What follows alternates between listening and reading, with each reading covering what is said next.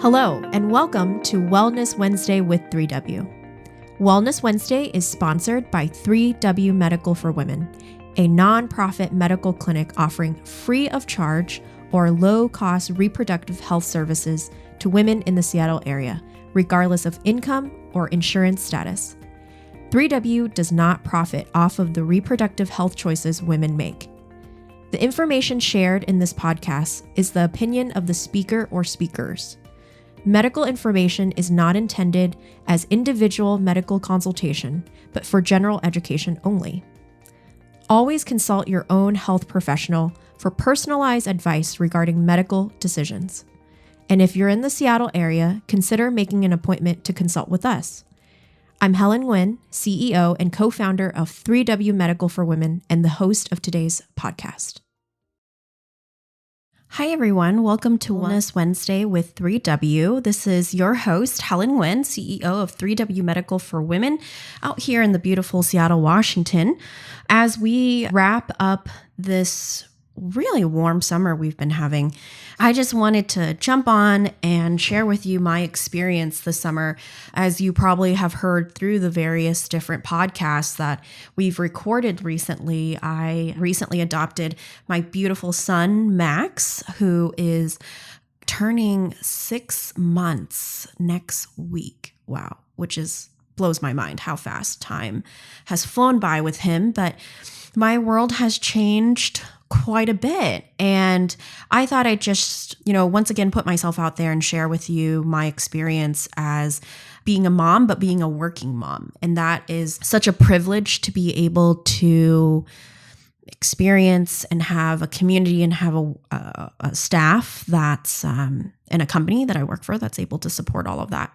But before I adopted my son, 3W is and will always be my first baby. And I love working here. It's more than just a job for me. It's really a calling.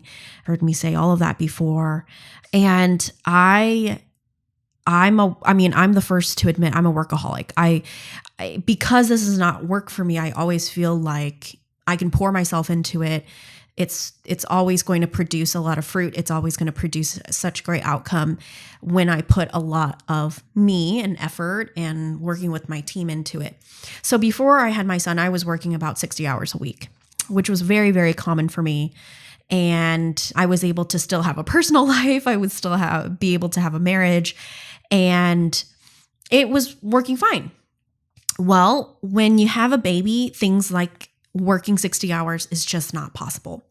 And so the transition from being a single, I'm married, but not having children to tie me down and, preventing me from going to work or cutting back my hours, I was able to work all the time, anytime. I had no really limits on when I worked.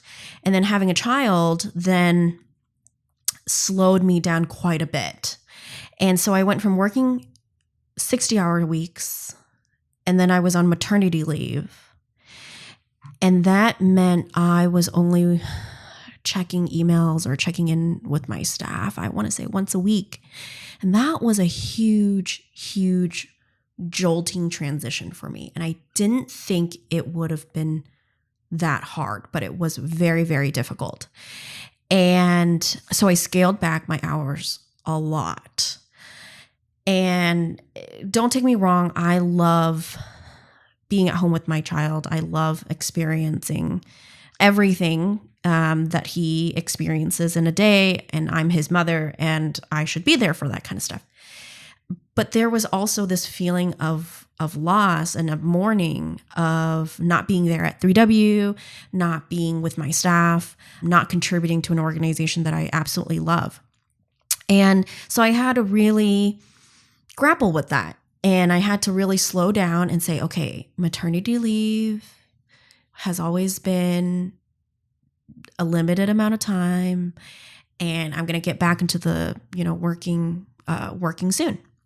And so after that, I started, after a month or two, I started adding on, 1 or 2 days that I was working from home And at this point, by September, this is recorded in September, at this point, I am back in the office 3 days a week.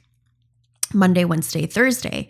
Every other Wednesday, I'm able to bring my son in, and I have this wonderful lady that comes and watches him in the other room while I work in my office, but I get to have him with me. And so I'm in the office again, very close, back up to 40 hours. And the other 2 days, Tuesdays and Fridays, I get to work from home while he sleeps and naps, because babies aren't up all the time. But the experience of being a working mother has been really wonderful and continues to shape me for who I am. And I always knew I was going to be working even when I had children. And I don't know why I knew that. I just knew it from a young age that that's what I wanted to do. And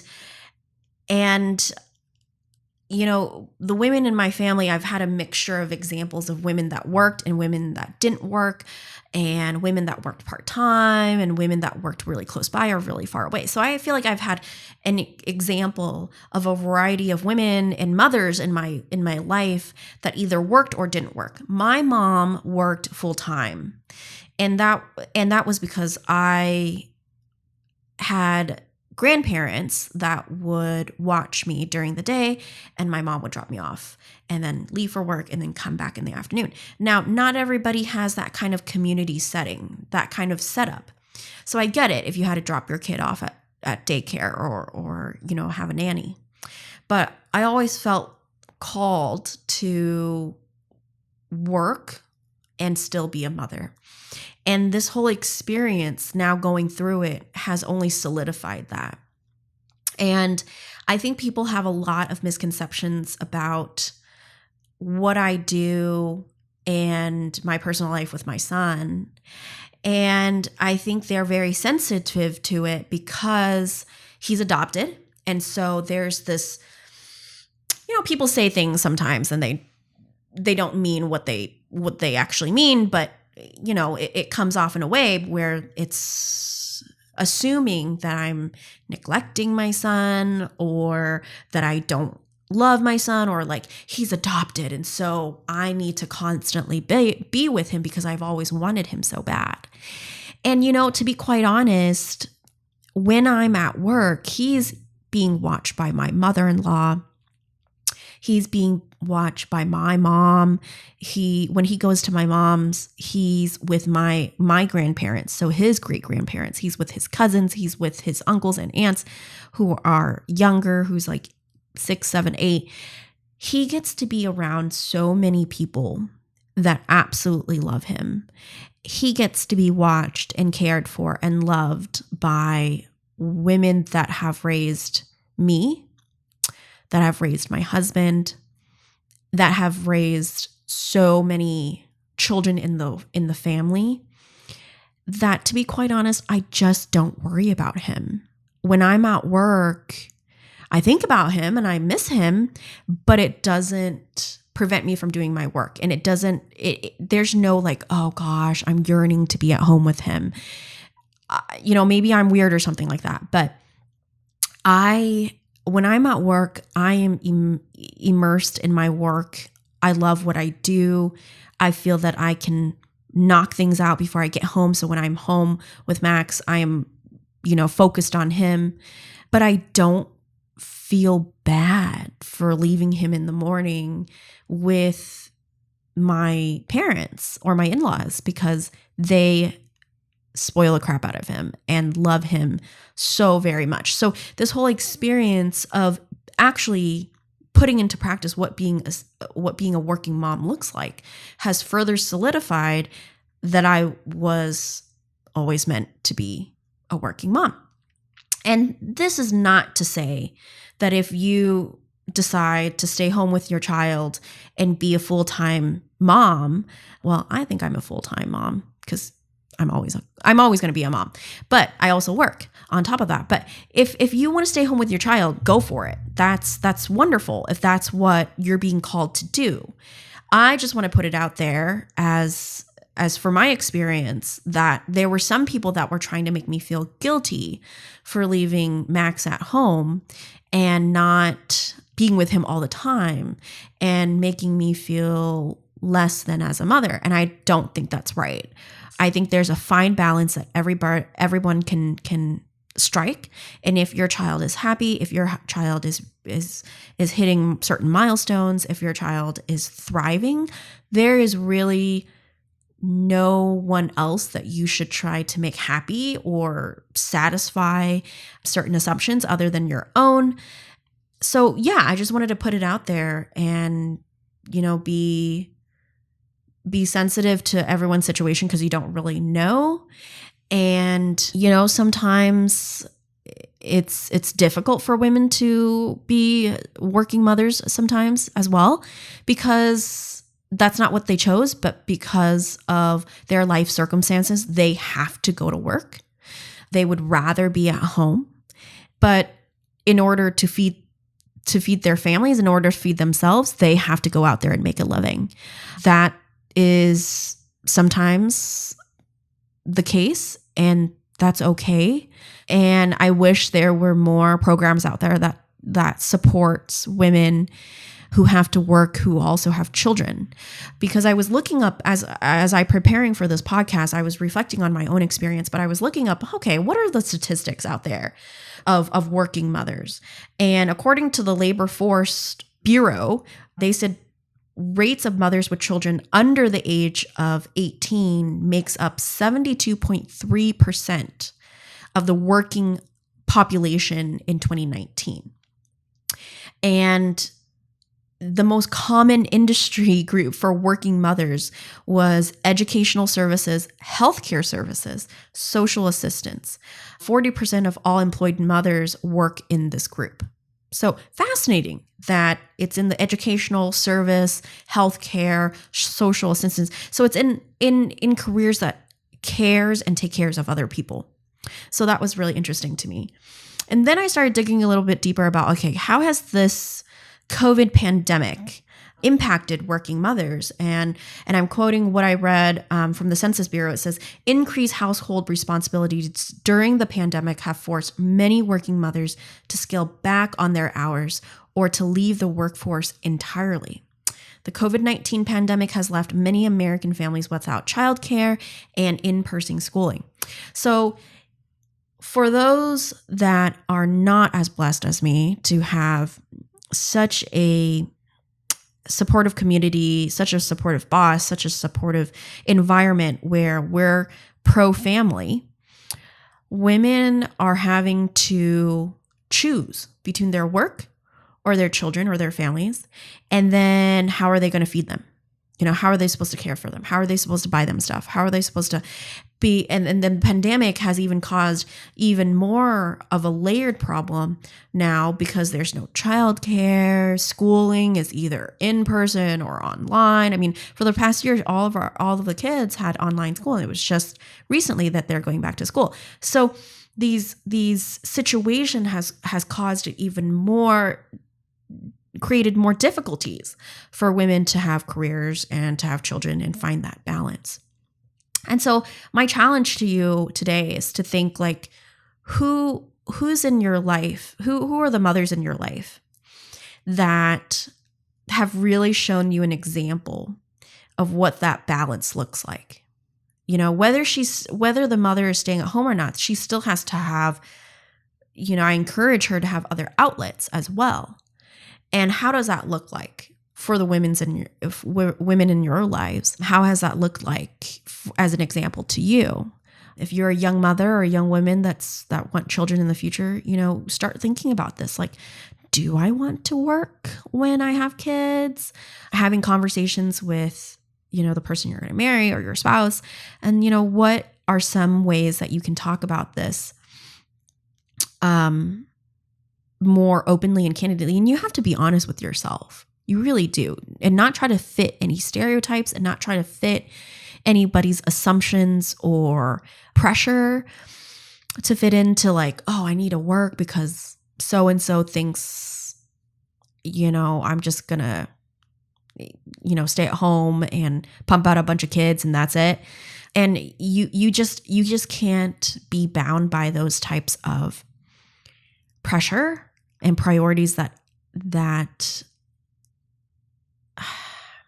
other people put on you, because being a parent is already hard enough. So that's been my experience. I hope that helps anyone out there that's kind of feeling the same way, that have had similar experiences. I don't know what it's going to look like once I have more than one child. I really hope that my husband and I are able to adopt more children. I hope that's in our future, but I don't know what that looks like. And maybe that means I'm going to have to scale back even more. And surprisingly, Max is, my son is really healthy and thriving and is pretty chill.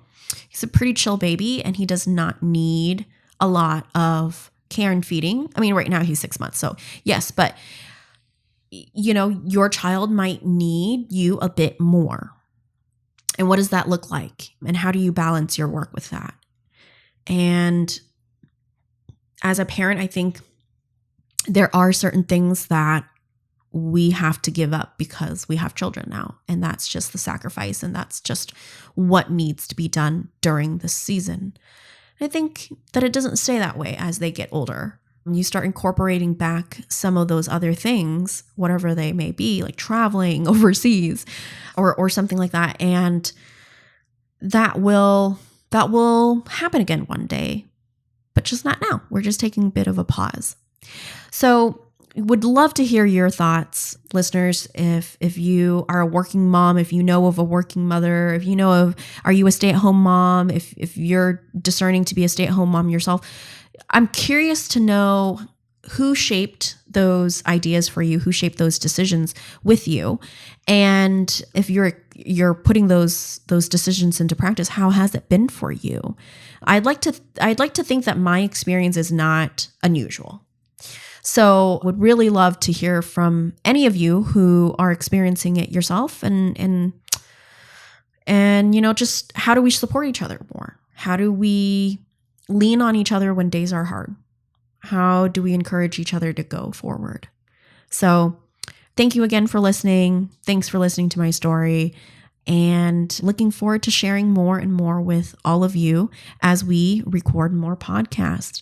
If you have any suggestions on what you'd like us to talk about, please feel free to drop us an email in our info@3wmedical.org email and suggest some topics that you'd like us to talk about. Always interested in that. So again, thank you so much for listening. Hope you enjoyed this one. And until next time. For more information about 3W, please visit our website at 3wmedical.org. That's the number 3, the letter W, medical.org. From there, you can learn more information about the services we provide, book an appointment, or make a donation if you'd like to support our mission. You can also call our office at 206-588-0311. That's 206-588-0311. If you like this episode, please share it with others and consider subscribing on your favorite podcast platform so you never miss an episode. Thank you so much for listening, and until next time, stay healthy and be well.